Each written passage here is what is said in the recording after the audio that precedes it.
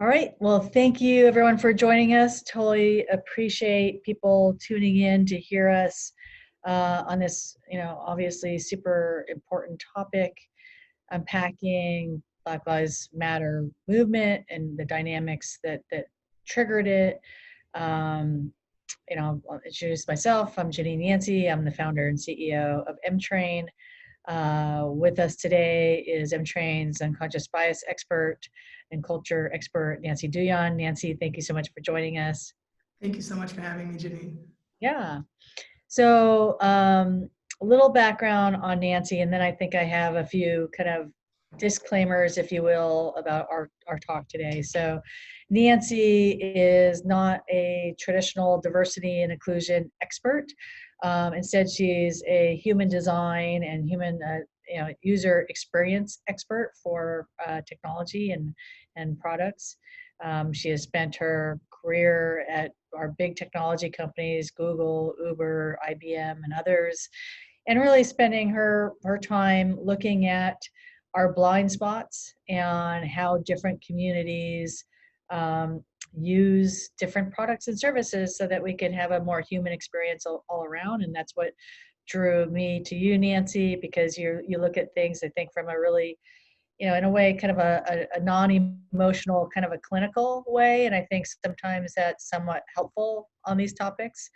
So that's Nancy's background. Let me talk a little bit about before we dive into this topic, some disclaimers. So first off, this is a hard day, an emotional day for so many people. This is a day when Mr. Floyd's family is burying him today. There's a lot of people mourning, and this whole, kind of movement is triggered because of so much pain and loss. So I want to acknowledge that. And then, it's awkward for me as a white woman to lead this discussion. I know, Nancy, it's awkward for you, to somehow represent the Black view, and that's kind of a crazy big thing. It's, kind of rife with challenges, and I just want to put that out there and acknowledge that, and say, assume good intent, right? So I have good intent, Nancy has good intent, and this is an awkward conversation, but part of what needs to happen is we just start moving forward and start having awkward conversations. So while this might feel uncomfortable, just go with it, is maybe what I want to say. Thank you for sharing that. I appreciate you putting that disclaimer out, especially because I think that a lot of people would benefit from understanding this, but I think not just between us two. I think a lot of people outside of this, both Black and white, don't feel completely comfortable either addressing their colleagues or taking action or even taking steps to try to understand in some cases further. I feel like it all feels like an awkward, uncomfortable experience for folks. But I hope with some context of the fact that this is a awkward, uncomfortable experience every day for a person of color, I hope that makes it easier for folks to take an opportunity to have some of these difficult conversations. Yeah, no, that's great, Nancy. And when you and I were chatting last Friday, you had mentioned to me that you're having a number of conversations with people, and you could tell like this is, it's the third rail, and some people will just pretend like it's not happening. Others are maybe a little bit, too in your face. Can you just talk a little bit about that and maybe give? I'll just speak for myself. For those of us who want to at least indicate that we care, that we want to do the right thing. Can you just maybe suggest some questions and some phrases that can be helpful, because it's just an awkward time right now. Yeah, and don't mind if I look down. I'm just kind of pulling up some notes I took Yeah. on this because it last week was a bit of a tough week for me because I, for one, need to help my white friends get more Black friends. Clearly, I cannot be the only person that they reach out to. Or I mean, I get it as well. I know I make people feel very safe to reach out, but do understand that our community, including myself, are also dealing with the burden of all of this. And so it's been a bit overwhelming. The number of folks who have reached out to me for to aid them in some capacity, whether that is in trying to learn more and understand.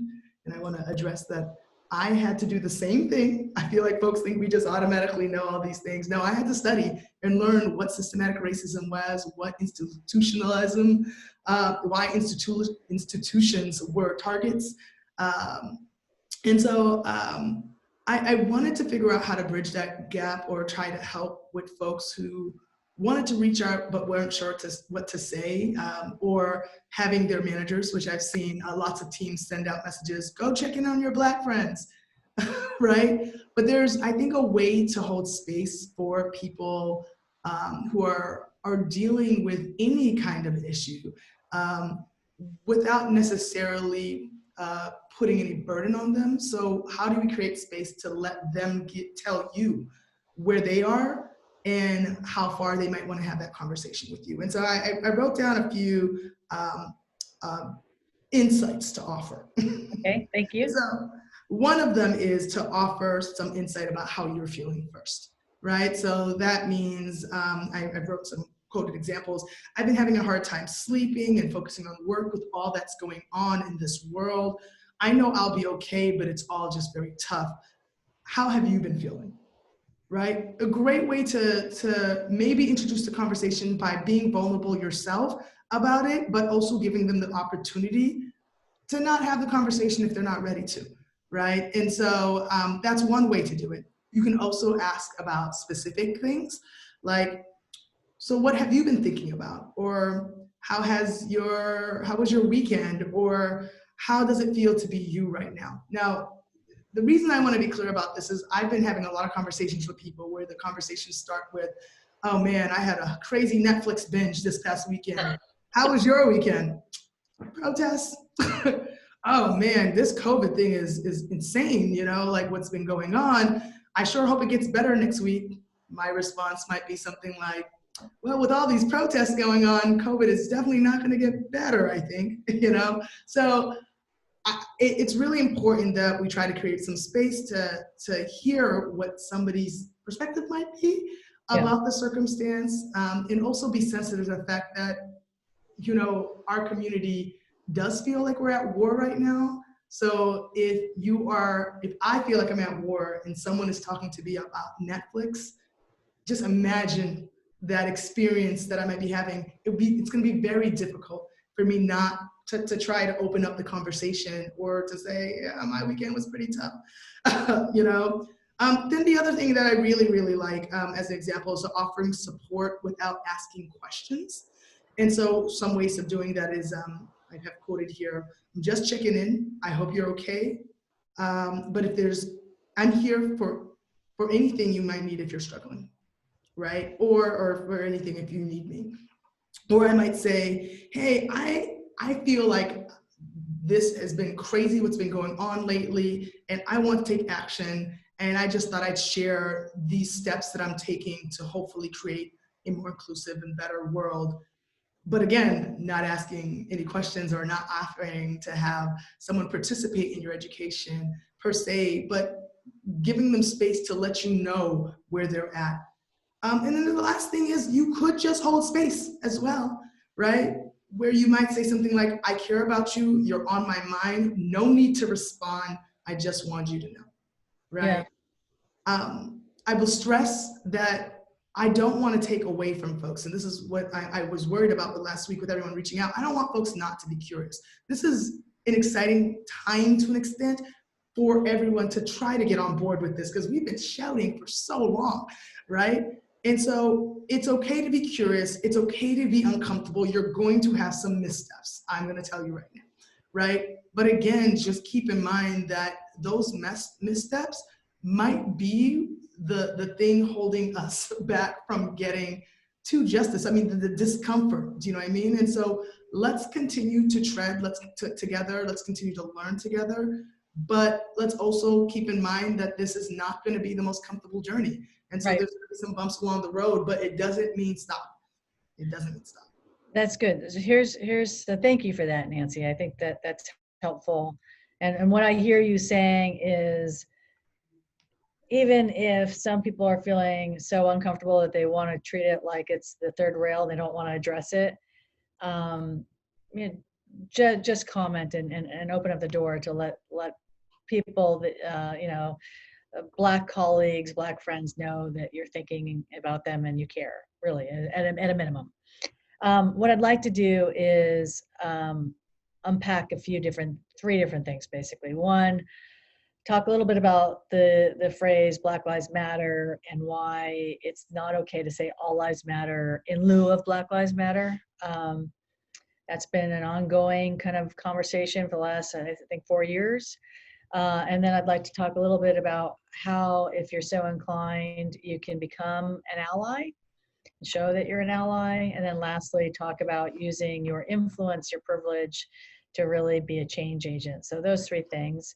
And so let's start with the first one. So for folks listening right now, before Nancy became Emtrain's designated expert on managing unconscious biases, she was actually an employee at a tech company, and as such, she was introduced to Emtrain's online education. This was a few years ago, and in that education, she saw a video scene, Black Lives Matter video scene. It was actually illustrating an event that happened in the Bay Area in 2016 that we wanted, as Emtrain likes to do, to tease out and to kind of unpack and have the conversation so that we can see all the different perspectives.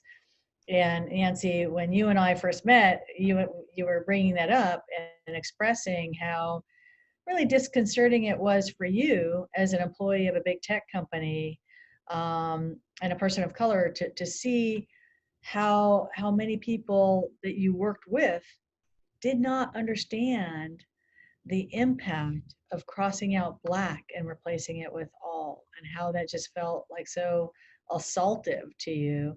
So before we unpack that, let's take, I think it's 2 minutes, and let's let everyone watch this video scene that was in the program that Nancy experienced a few years ago, and then we can talk about that.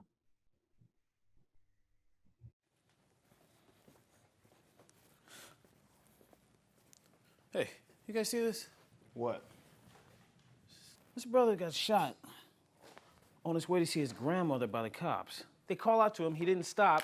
Turns out he's deaf. Deaf? Deaf. And now he's in critical condition. Are you kidding me? Are there protests going on?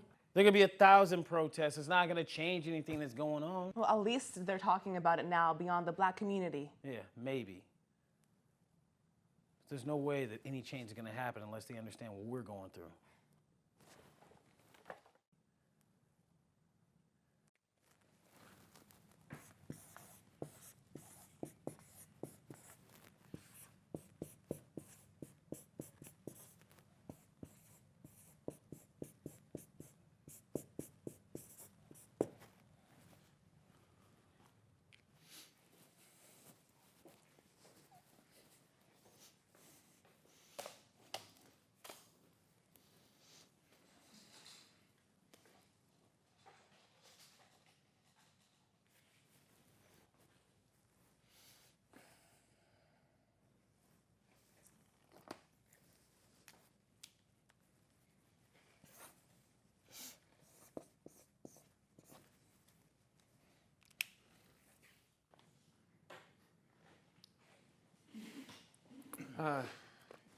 Are you sure that's a good idea? I mean, you heard about the shooting that just happened, right? Yeah. I think if you focus on one group over another group, that's part of the problem, right? I mean, okay, look, yes, I heard about the shooting. It's horrible. It's awful. It was a tragedy, for real. But there's tragedies on all sides, okay? I think the important thing is for people to unify and get behind a common goal instead of splintering off into different factions. Because in reality, factions are the things that are causing the polarization. Yeah, that may be true, but I don't think you're getting that point across with just crossing out the word black. Just saying. Yeah, I think it's fine. Okay, moving on.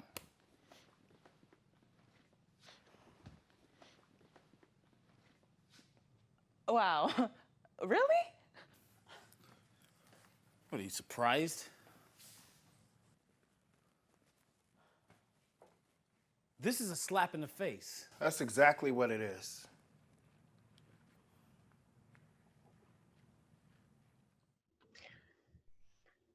So Nancy, let's unpack that. So, that was a scene that happened in 2016.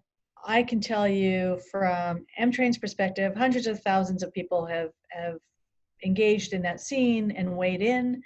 And I want to say it's probably, at least we see, from what we see, the data that we see, it's probably between 20 and 30% of the people taking engaging in that scene weigh in and say, hey, it's not Black Lives Matter, it should be all lives matter. What are your thoughts when you hear that? So let me start by acknowledging that I understand, right? Like I understand why people are saying all lives matter, because all lives do matter. No one is saying that all lives don't matter. No one is saying that. I also want to acknowledge that we do, as a goal, all of us want to be one human race. We love that, right? The problem is, the reality of the situation is, my community, the Black community, currently is on fire.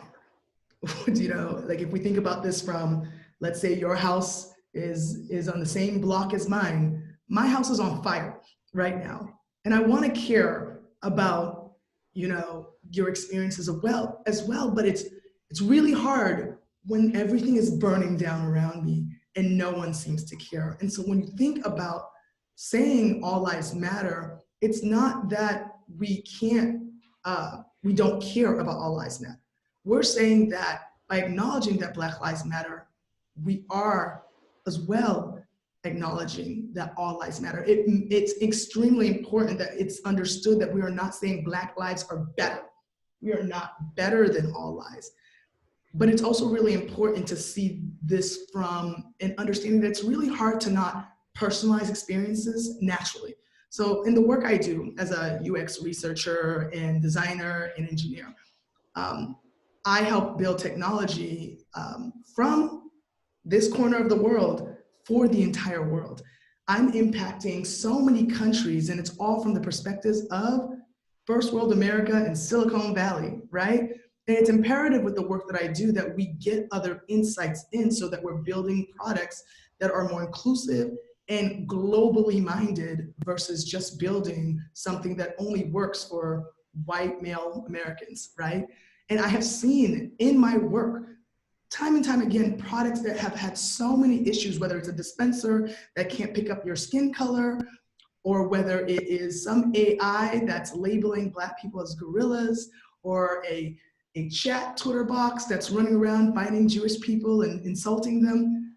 The point is that we want to make sure that we understand the perspective of the audience that we're trying to build better solutions for. And that is what we're saying with Black Lives Matter. We just want you to understand. We are crying out for understanding. And if we can get to a point of understanding, then we can get to a place where we can make this about us as a humanity coming together and being one. But Yes. Right now, that's just not the real experience. And right now, my house is burning down quick, down quick, and no one seems to care, right? And so I really want to make sure it's clear, especially to I'm Latina, my Latino brothers and sisters who may not even think that maybe they're not included in the all lives matter argument. For one, it's very hard for them not to include you and lump you in this Black Lives Matter. I can promise you, even though I'm Latina, they can't see anything but Black over here. And a lot of the times they may not, with a lot of other backgrounds too. But I also want to say that if we can create this experience, if we can actually make it better for Black lives, it's going to make it better for all of you. It's going to actually make this world better for all of you. And so I just really want to stress upon that I do want I want to get to a place where we can be comfortable saying that we are we all matter, but right now I don't feel like I matter, you know? And it's dismissive to say all lives matter, and it actually takes you away from focusing on the problem that we're trying to solve, instead of like really gathering our attention to understanding that, hey, this is, please help us. So let me see if I could summarize this a little bit for folks, because I think this comes up in conversation a lot. And I think the Black community needs to rely on its, non-Black allies to help kind of educate, if you will. So, when we see the phrase Black Lives Matter, it's really a cry for acknowledgement of what's going on in the Black community that is not the same. It's disproportionate to other communities in terms of excessive force and police brutality and injustice. And it's a cry for acknowledgement. And so when we cross out Black and insert it with the word all, Nancy, as you said, it's dismissive. It's basically saying, no, we're not going to acknowledge you. And that's what it feels like to the Black community. I want to point out, and we can put it in the links in this video, Emtrain just posted a blog today with some easy kind of graphics for people to use, and nice kind of phrases for people to use when they find themselves in conversation with others saying it shouldn't be Black Lives Matter. That's just, identifying a group of people. Let's make it more equal and more broad. It should be all lives matter. And there's a reason why that doesn't work. And it's basically not acknowledging the suffering and the angst of a particular group of people. So, and can I add as well, again, I can empathize, and I want to talk about, at least back in my world, I introduced something called nobility complex a few years back at the User Experience Enterprise Conference that was trying to get enterprises to really think about some of this. And so I've been working on building these technologies for a very, very long time. And one thing I have noticed is that we can't sometimes help ourselves but to self-serve. It's just natural. It's a natural human thing. And so when someone is thinking about or hearing things, our first filter typically is goes through our implicit biases, our explicit biases, and eventually what ends up happening is we start designing solutions for the world that pat ourselves on the back and make us feel good. So think about this. Here we are in Silicon Valley building for the world. We know what's best. We know what people need, right? But that's not what this is about. We want to get to a point where we can broaden our perspectives beyond what makes us feel safe in a moment, right? And that requires like some severe self-awareness, but the point is so that we can do our part to help create a sense of safety for everyone that we encounter. And so it's really important that we do that work to understand that sometimes empathy is not enough. Sometimes we need to go beyond that. And if you don't recognize, as myself, I will say to you, I have bias as well. So it's about understanding that sometimes your bias gets in the way and that we automatically serve ourselves naturally. And it's okay. But if we can get to a point of awareness where we realize that, okay, how do I remove my story out of this, my perspective, and try to go beyond that so that if I really want to understand, that I make the key to choose to understand, that I change my assumptions into questions and try to seek out those answers. Okay, so Nancy, I love that phrase, change my assumptions into questions, because I think it's just part of being human, right? Like we're all the center of our own stories, our own narrative. I want to go into talking about how to educate yourself and be an ally, because this is a nice kind of transition. Before we do that, can you tell your story of Haiti during the hurricane and what was going on there? Yeah, sure. I mean, yes, I'm happy to tell that story because I really feel like it was the best way for me within my realm of tech to help my designers and my researchers and my engineers and my product managers understand our responsibility on our end to building for the world. And so when I was in Haiti, my family's from Haiti, my family lives in Haiti. During the Haitian earthquake, I was there a day before the earthquake, and my parents went missing.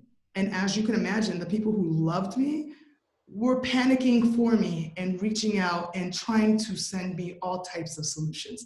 So they said, listen, I got all this clothes.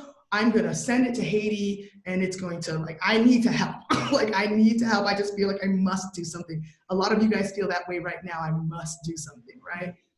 But what ended up happening, or my experience, and I wasn't ready. I wasn't in a place where I could talk about it, but I knew it was going through my mind. And I was like, how are people sending me clothes when there are no houses, when there are floods, when there's a cholera outbreak? Are they not watching the news? The same news I'm watching? Where are these clothes gonna go? And so that's really where I try to help people understand this nobility complex. It's not that you don't want to help me, you sincerely want to help me. But the moment they turn that assumption to, hey, Nancy, I know there's a lot of going on. What can I do to help? Or rather, I've done some research and here's what my understanding is. Do you think this might help?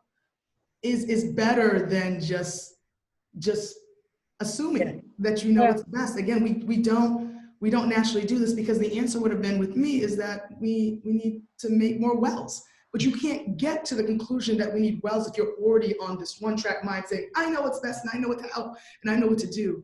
And so again, like just in my field, I think it's hard not to see that sometimes your helping can hurt, you know, and to step back and to just really understand that this is not about charity. I repeat, this is not about charity. We don't need your petty feelings about this. This is about survival. This is about trying to make a better world for our children, for our husbands, for, you know, our all our partners. You know, it's not just men being impacted. It's a really scary time right now, and it's really, really, really important that we do our best to try to understand what's going on. And if we do want to offer a solution, make sure we pose that solution as a question so we can leverage some opportunities to maybe to get it more rich. But we want to make real impact here. We want to make sure that we are doing our due diligence on our part to make sure that we're doing all we can within, even if it means within your realm, because I am a self-care believer too. So we can talk about that when we talk about like, what does it even take to be an ally at this point? Sorry, Nancy, let's we're gonna get there in 1 second.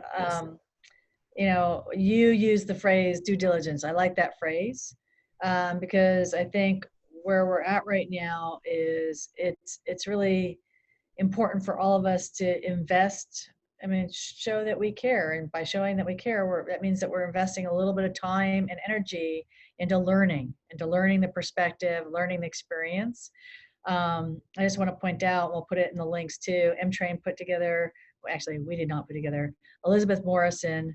Thank you, Elizabeth, Vice President of Diversity and Inclusion over at Live Nation. Spent, I think, last weekend putting together a really lovely list of resources, grouped them by different topics, and you know, we were excited to be able to put that list as a blog post on our site. And so I'd encourage everyone to go ahead and take a look at that blog because I think Elizabeth did a really nice job. I have looked at several of the resources. You know, they span documentaries from shorter TED Talks to YouTube videos. I spent some time last weekend looking at Netflix had a great production out, 13th documentary. So, you know, talking about our criminal justice system and how it's not an equal treatment criminal justice system at all. Great movie. So I think part of being an ally is investing your time and energy. Take a look at that list of resources and spend some time delving into at least several of them, please, really. And then we're more equipped, really, as a community to have this conversation. Right. And to be clear, to clarify, when I mean turn your assumptions to questions, just to the examples I gave earlier about reaching out to your friends, do understand that there may be a burden on the other end. So make sure that you're offering a space for folks not to respond if they're not in a place to, right? And so again, I want to encourage people to be curious. There's going to be some stumbling. There's going to be some, you know, uncomfortability, but we can still make things happen. Yeah, well, and then I'll just point out, I mean, Nancy, your comment, I think, is impactful to me. I mean, you've got your whole network of white friends, including myself, that are pinging you. Okay, so what do you think about this? How should I think about this? And it can be exhausting, and that's just being human. So, Yes. But I mean, I will say just personally, I have always appreciated when people offer um, within their own realm what they can do to make a difference, if that makes sense. I've always appreciated that, and so even in my example with Haiti, with folks trying to send clothes, mind you, I appreciate it, right? But I could tell there was a lack of education. Do you see what I'm saying? And so what I'm suggesting is make sure that you're educating yourself. And then if you're going to design some solutions, make sure you're taking into account insights that will help with those solutions. And if you don't even start there, it's going to be really, really hard for you then to know what you can do with the tools, teams, people, whatever to make progress with this thing. yeah, that's great. Let's talk a little bit about using our privilege, and we all have it. And I think that, I like to think of it as crawl, walk, run. So the crawling stage is just understanding why it's not okay to say all lives matter. And really you're making a statement to the Black community when you do that. So that's stage one. Stage two is walking, where you're actually investing some of your time and energy into educating yourself and understanding the perspectives and experiences of the Black community. And then stage three is moving down the road and actually becoming an ally who starts to exert their own influence within their sphere for change. And Nancy, you've got, I think, a helpful story, at least it was helpful for me, on how you used your privilege. Yeah, I want to be clear that I have privilege too, and I have bias. You'll hear me say it all the time. I'm comfortable being aware of my privilege and biases, and I hope you guys get there too. And so here's an example of me leveraging my privilege, because I know it can be hard to believe I have privilege when, I'm a Black woman who's still struggling in an institution. So it doesn't mean that there's not struggles, but I'm in the institution. Right. And so there are some things I can do within an institution that has some racist elements to make change, despite the fact, whether I'm in the field or not. So I've told you guys, I work on product, and here I'm having a conversation on compliance. And I've also had conversations with, surprisingly, like sales teams. So in the example that I have, I was at a large company that was holding a sales conference that I participated in for about 19,000 people. So pretty impactful. And I noticed every person who spoke on stage was in a position of privilege, but they were basically white men with the occasional Asian person that might come in, and a woman that might come in. But I definitely didn't notice anybody that looked like me. But what I did notice was that every performer looked like me as far as the entertainment. Between every single break, there was a jazz show, there was a step show. There was even one speaker that came out and said, you know what I feel like doing? Doing the Dougie. And then all these Black children ran out from the back. I was mortified, to say the least. A lot of folks were mortified. And mind you, I'm not in the sales org, but I use my privilege as being in that industry to reach out to the leaders that brought that conference together. And let them know, I think there is something wrong here. And I think that by showcasing entertainment with Black people only, but not showing it in your leadership when we do have a diverse group out here, is really just kind of pushing stereotypes. Now, of course, you can imagine that wasn't a comfortable conversation with them. The first thing they said was like, we've done this before and no one has raised the flag before. Yeah. But that's not an excuse. Again, seek to understand. We got to a point where I actually got to speak to the VP of sales and let him, and he actually sat down and heard what I was saying as far as, can we get more representation if you're going to be doing this every year? in front of 19,000 people that you have such a sphere of influence over. And I will tell you that out of that, we ended up building a committee to check against any offenses. Just like, really, hey, here's the run of show. Here's some of the things we're gonna do. What are your thoughts? And going forward, they don't have that issue anymore. But here I am with my, limited privilege, taking a step to actually make something happen. It can be as small as a manager in a room saying, you know what, let me quiet down, a male manager maybe, and just listen to what one of the women in the room have to say. Let me actually say, hey, Janine, I'd love your thoughts on this. Or it could be inviting somebody into a room that would normally never be invited there. I've been hearing everybody talk about these C-suites and how they're all white except diversity positions, or how, board members are all white except maybe for the token occasional, this again, we are not looking for charity. We want real understanding. We want change, and we want real inclusion. We don't want to just be PR, a talking head. And so what can we do, each of us within our own privileged realm, to start to push the needle to make it better for all lives, but especially at a time like this, what can you do in your position to make it better for Black lives? Mm-hmm. And Yeah, I think we all can. Oh, definitely. So thank you, Nancy. I mean, I think your story was so helpful, because it does show that we really, within our realm, we have things that we can do. Because what that story kind of says to me, a couple things. So one, we know that we're creatures that see patterns. That's what we do. We see images, and when we don't have our own direct experiences to rely on, we're going to rely on the images that we see all around us at conferences, in the media. And when your only images are the thought leaders and speakers are all white and the performers are all Black, well, that has an impact, right? So that starts to reinforce images that we already have, that will take all the air and all the influence if we don't have any direct experiences of our own to kind of counterbalance those images.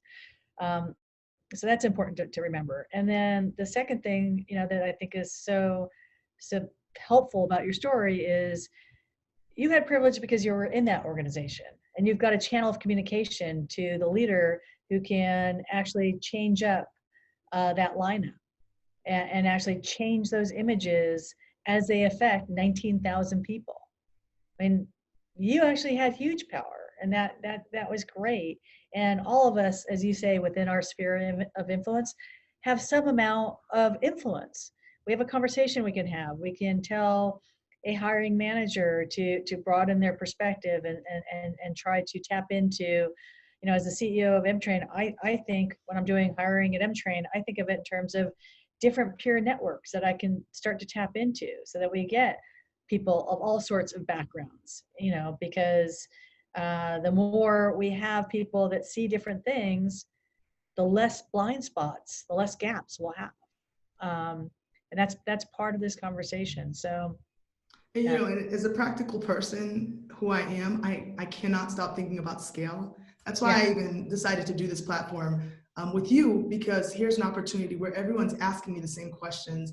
Right. To scale it out by just saying, hey, Emtrain is a great example of a group, or of people who are building products that are actually trying to make this world a better place, trying to get to the point where we really do believe all lives matter, but for now they're taking the actionable steps of helping companies be more transparent about the issues that are going on inside.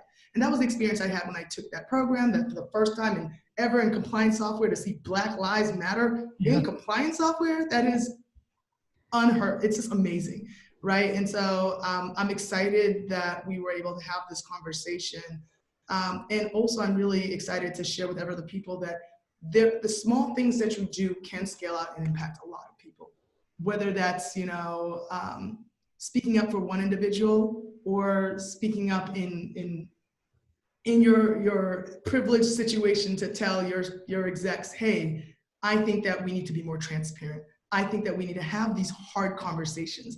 I think that if all of us are having difficulty having these conversations and harassing all our Black friends, maybe you should be the leader to sit here and get up there and tell us, hey, here are some things that are uncomfortable, but we should talk about. And that's why I'm very appreciative of you for creating that space. And I hope more leaders try to create a space where they can have this conversation with their teams.